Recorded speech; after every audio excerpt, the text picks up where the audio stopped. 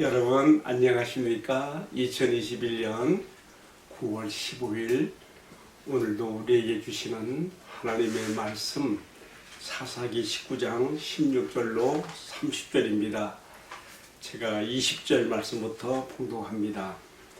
그 노인이 이르되 그대는 안심하라. 그대의 쓸 것은 모두 내가 담당할 것이니 거리에서는 유숙하지 말라 하고 그를 데리고 자기 집에 들어가서 나귀에게 먹이니 그들이 발을 씻고 먹고 마시니라. 그들이 마음을 즐겁게 할 때에 그 성읍의 불량배들이 그 집을 에워싸고 문을 두들기며 집주인 노인에게 말하여 이르되 내 집에 들어온 사람을 끌어내라. 우리가 그와 관계하리라 하니 집주인이 그 사람이 그들에게로 나와서 이르되 아니라 내 형제들아 청하노니 이 같은 악행을 저지르지 말라. 이 사람이 내 집에 들어왔으니 이런 망령된 일을 행하지 말라.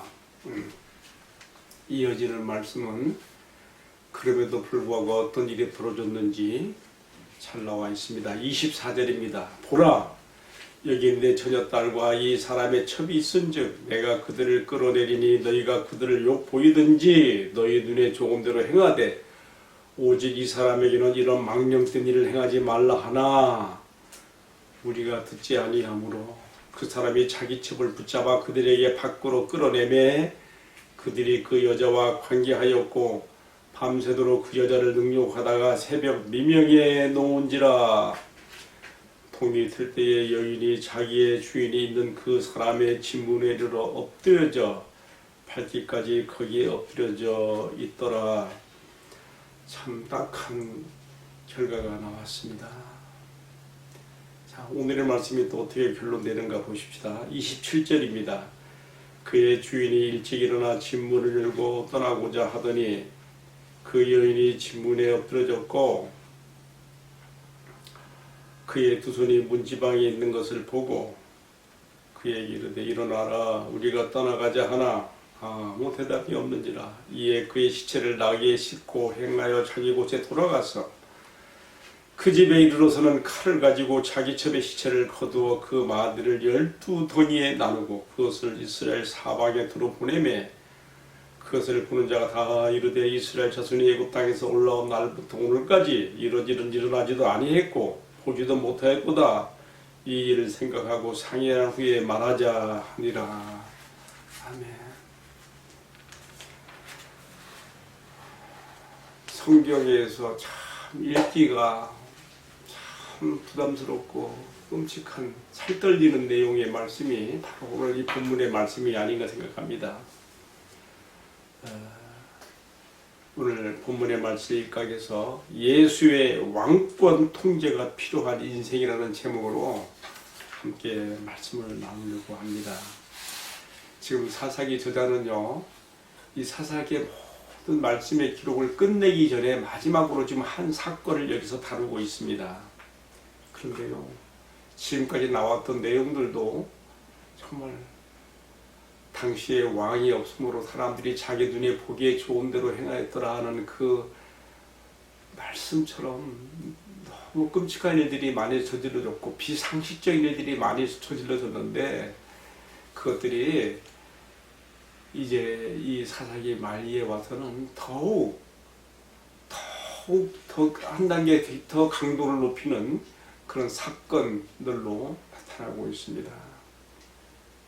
오늘의 말씀은 하나님의 백성 이스라엘 12지파에 속한 베냐민 땅에서 벌어진 끔찍한 성폭력 사건과 또 자신을 피해 당사자로 자처하며 성폭력으로 죽은 자기 애첩의 시체를 12토막을 내어서 12지파에게 보내며 그 12토막의 그 안에 메시지를 담고 있는 것이요, 상징적으로. 여러분, 정말 상상할 수 없는 끔찍한 일이 오늘의 말씀에서 보여지고 있습니다. 특별히 이 레위인의 엽기 행각은 끔찍함을 넘어 많은 의문을 자아냅니다. 베냐민 지파 기브아성 사람들의 집단 성폭행의 그 사건도 너무 끔찍하고요. 또 이 시체를 자기 첩의 시체를 거두다가 12토막을 낸 이 레인의 또 이 엽기적인 행각 역시 끔찍하고 많은 의문을 자아내고 있습니다. 자, 성령의 감동 가운데 기록된 이 말씀에서 사사기 저자는 이 사건들을 통해 우리에게 무엇을 말하고 싶은가요? 저는 정말 많이 고민해 봤습니다. 무엇을 말씀하고 싶으신가요? 주님, 이 끔찍한 일련의 사건들을 통해서 우리에게 무엇을 말씀하고 싶으신가요? 저는 생각하면서 크게 세 가지 주제를 생각해 보게 되었습니다. 첫 번째는요, 왕권입니다. 왕권. 좀 더 구체적으로 말하면 예수 왕권의 통제가 필요한 인생에 대해서 오늘의 말씀에서 교훈을 받게 되고, 두 번째는요, 여성 인권의 신장. 여러분, 사회가요 무정부 그러한 그 사태처럼 되어버리고 질서를 잃어버리고 폭력과 악이 난무하면 가장 피해보는 사람이 누구예요? 사회적인 약자들, 특별히 여성들입니다. 사사기 저자는 지금 이 말씀을 통해서 여성 인권에 대한 문제를 심각하게 지금 드러내고 있습니다. 세 번째는요, 오늘 우리 사회에서도 큰 화두가 되고 있는 성폭력이라는 죄. 성폭력에서도요, 여러 또 항목으로 나눠져요. 오늘 본문에 나오는 성폭력은요, 성폭력 중에서도 가장 끔찍한 성폭력이에요.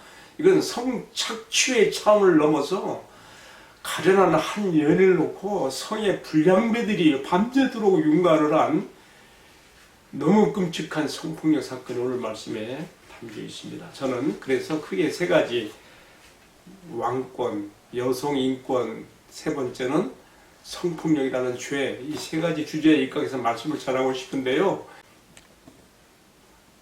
세 가지 주제에 입각해서 오늘 첫 번째로 나누는 주제는요, 예수 왕권의 통제가 필요한 인생이라는 주제하에 말씀을 나눕니다. 사사기 저자가 다루는 마지막 사건의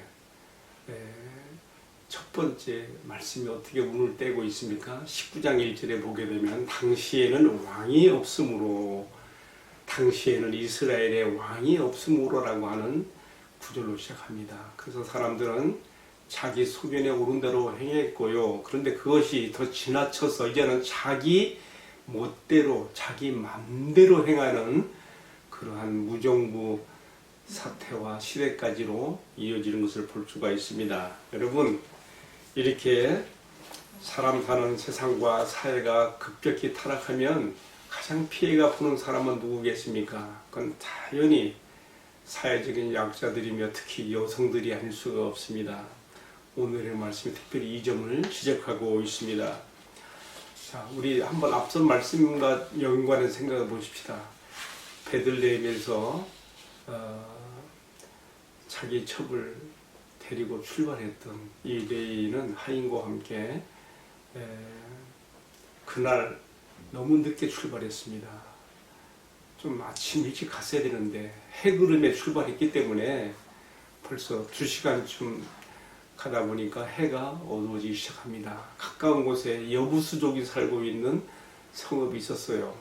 물론 그것이 다윗 때 이제 정복해가지고 예루살렘으로 바뀝니다만 그 당시에는 이방인이 살고 있었거든요. 그러니까 이 레인이 말하기를 우리가 이방인의 세계에 들어가지 말자. 그렇게 말하는 이면에는요, 부정 타지 않겠다는 것이죠. 또 한 가지는 이방인들이 무슨 짓 하지 모르니 신변 보호를 위해서 우리 하나님의 백성 이스라엘의 지파의 기업의 땅으로 가자 해서 간 것이 어디였습니까? 기브아라고 하는 베냐민 지파에 속한 기브아 성에 도착을 한 것입니다. 그런데요, 그렇게 믿고 더 많이 지치고 피곤하고 힘들었지만 찾아간 기브아 성에서 어떤 일이 벌어졌습니까? 그 성 광장 거리에서 누군가가 나서서 자기들을 집으로 안내줄 사람들 기다렸지만 아무도 율법에서 말하는 자비의 실천을 하는 사람들이 없었습니다. 당신의 직업처럼 무슨 여관이나 모텔이나 호텔 이런 시대가 아니지요. 하나님께서 모세 율법을 통해서 나그네에 대한 자비의 실천을 명하셨는데 아무도 나와서 그들을 집으로 들이지 않았습니다. 자칫하면은 밤이슬에 젖어가면 노숙할 형편입니다. 그때 그 기브아 사람이 아니고 에브라임 산지에 살다가 그 기브아로 이사를 온 어떤 한 노인이 이 사람들을 발견하고 자기 집으로 안내를 하게 되는 것이죠. 자, 우선 이 노인이 참 마음이 참 착해요. 나귀에게 먹이를 주고 또 길손들에게 발을 닦게 하며 상쾌함을 가지게 하고 음식을 먹고 마시며, 여기까지는 아주 참 목과적인 아주 참 즐겁고 행복한 시간이에요. 뜻밖의 사건이 벌어집니다. 뭡니까? 기브아 성의 불량배들이 와서 이 집을 둘러싸고 막 공포와 위협을 주면서 오늘 네 집에 들어온 그 남자를 내놓으라는 것입니다. 동성애, 소돔성에서 있었던 그 동성애를 요구하는 것이죠. 여러분, 하나님의 백성 이스라엘 베냐민 지파 기브아 성에서 지금 소돔성을 방불케 하는 이러한 일이 벌어지고 있는 것입니다. 이 노인이 자기 집에 들어온 손님 레위를 지켜내기 위해서 어떻게 했습니까? 그 불량배들이 하도 위협을 하고 협박하니까 내 딸과 이 사람의 첩이 있으니 내가 그들을 내어주마 그랬어요. 그러나 그걸로 그들의 성이 차지 않습니다. 결국 어떻게 되었습니까? 이 레위인이 나서서 어쩌면 이 첩의 얼굴이 반반하게 이쁘게 생겼는지 몰라요. 그러니까 그 첩을 밖으로 밀어내 내보냈는데 그걸로 그들이 위협과 공포 심수는 걸 끝내고 거기서 모든 일단락되는 것 같았습니다. 문제는요, 밖으로 내보내진 이 가련한 이 레인의 첩, 이 여인이 어떻게 되느냐 말이에요. 이것이 이제 오늘 사사기 저자가 우리에게 던지고 있는 하나의 화두이며 우리의 도전적인 질문이 되는 것입니다. 참 생각할수록 마음이 참담하죠. 가련한 여성을, 자신들은 그 밤에 이 레이인은 발벗고 잠을 잤을 거예요. 새벽녘에 일어나가지고 그제서야 나가서 사실 여부를 확인합니다. 이게 말이 됩니까? 자, 그 밤에 어떤 일이 벌어졌습니까? 이 불량배들에 의해서 밖으로 내보내진 이 첩은 밤새도록 윤곽을 당한 것입니다. 새벽녘에 이르러서야 그녀를 놓아주었다고 했습니다. 그리고 그녀는 거의 초죽음이 되어서 기다시피 해서 자기 주인, 그도 자기 지아비가 있는 그 집에 문지방까지 와서 문지방 위에다가 손을 얹었습니다. 여러분, 너무 마음이 아프지 않습니까? 자기를 사나운 동물들의 먹잇감으로 던져진 것처럼 그렇게 내팽개친 물건처럼 다룬 자신의 지아비에 대해서 그래도 내 주인이라고 찾아와서 그 손을 뻗어서 문지방에 올린 이 여인의 마음이 너무너무 마음이 아픈 것이죠. 이 말씀을 기록하게 하신 성령께서 이 사사기 저자를 통해서 우리에게 도전하고 있는 것입니다. 도대체 너희들의 그 인간성, 사람 때문에 본질은 어디에 있느냐?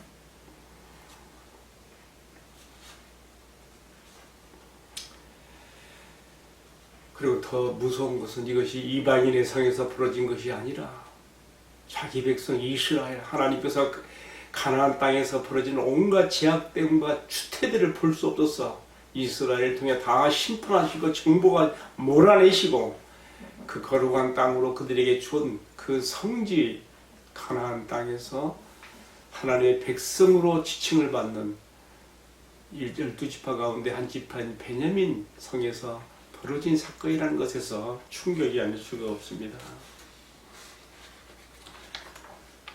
여러분, 우리의 상식으로 도무지 이해가 되지 않는 이러한 일들을 어떻게 우리가 이해해야 되겠습니까?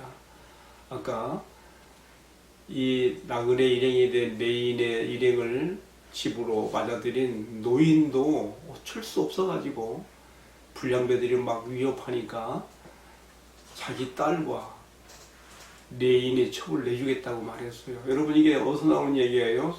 창세기 18장 19장 소돔성에서 있던 똑같은 얘기 아닙니까? 거룩한 하나님의 백성들의 성읍이 어느 날 이렇게 악한 이방인의 성보다 못한 악한 성으로 전락한 것입니다. 차라리 여기 기브아 성으로 오지 않았고 앞서 거쳤던 여부수 사람들이 사는 성읍에 들어갔더라면 어땠을까요? 기브아 성에 들어왔을 때, 성 광장에 앉았을 때 어느 누구도 율법의 자비를 보이지 않는 그때 이미 알아봤어야 되는 거예요. 아, 이 성이 타락했구나. 이 성이 악하구나. 이 성에서 하나님의 자비를 기대할 수 없구나. 하나님의 율법의 통치를 볼 수 없는 이 도시가 되어 있구나. 그때 알아봤어야 되는 거죠. 그 성에서 살아가는 그 노인도 얼마나 마음이 괴로웠을까요?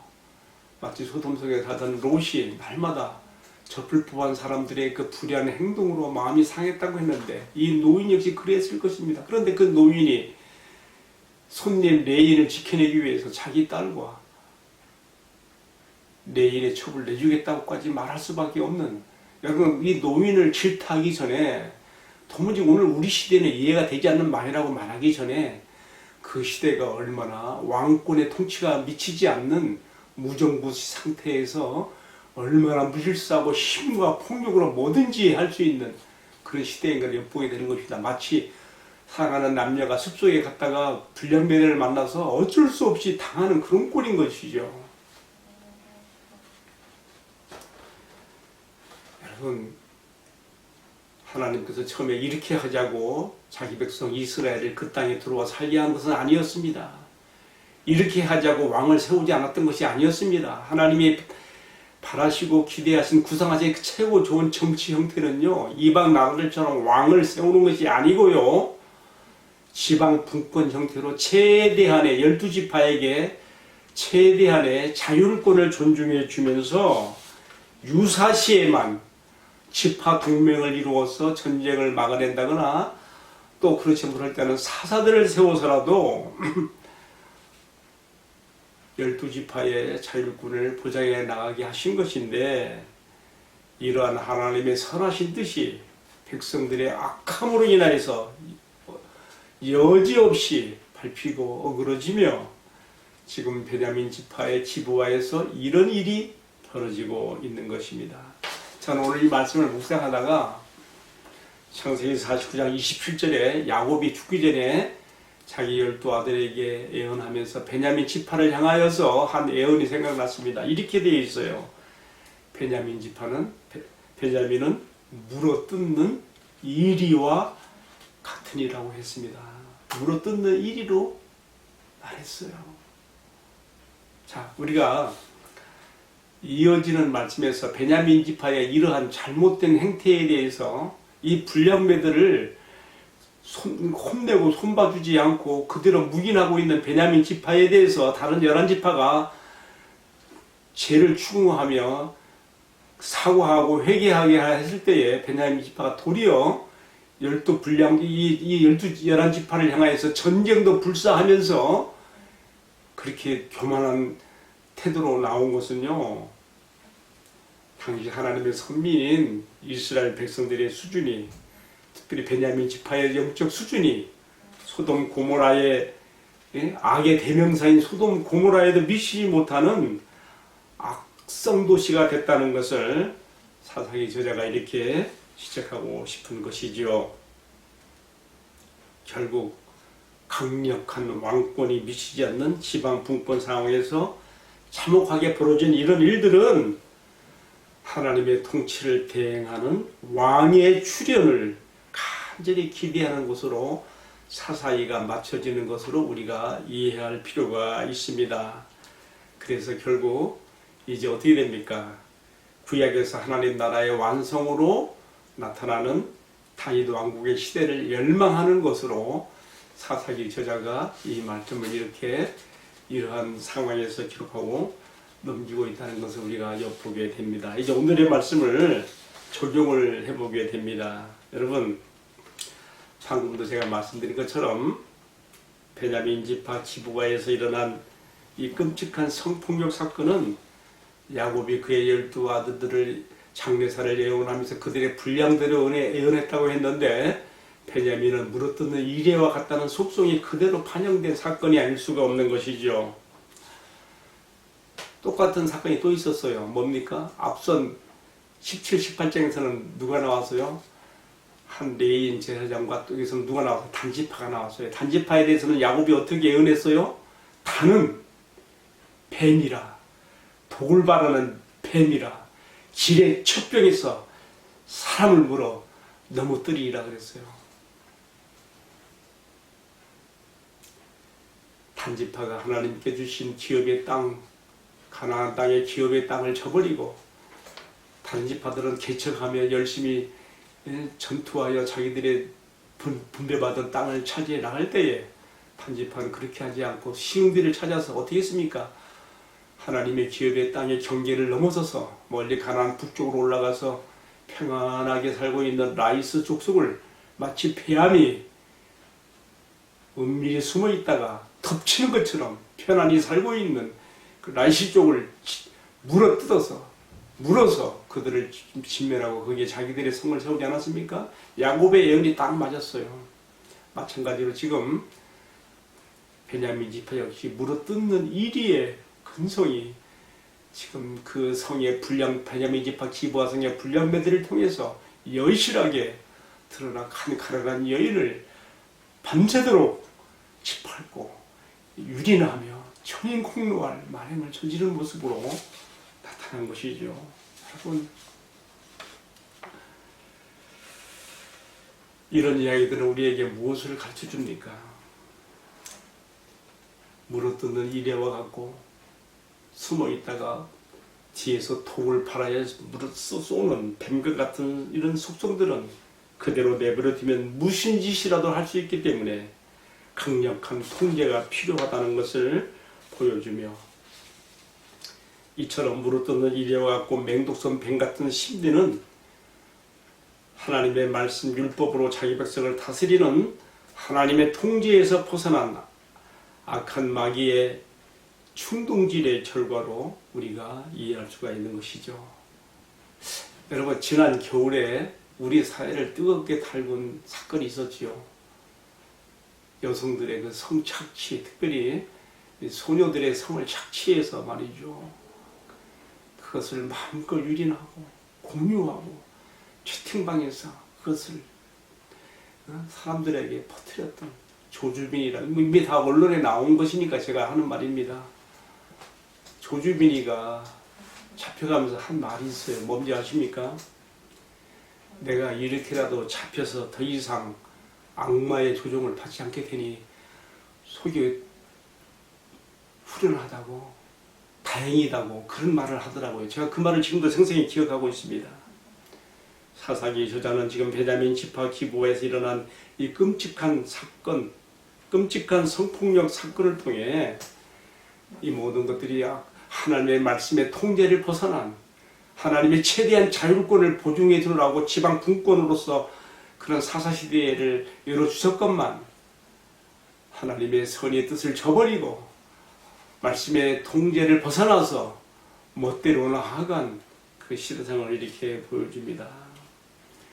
그리고 이 모든 배후에는 악한 마귀가, 악한 영들이 그들의 그런 일이 물어뜯는 이래와 같은 심리로, 맹투통 뱀의 심리로 그들을 주동했다는 것을 우리가 여기서 이해할 수가 있습니다.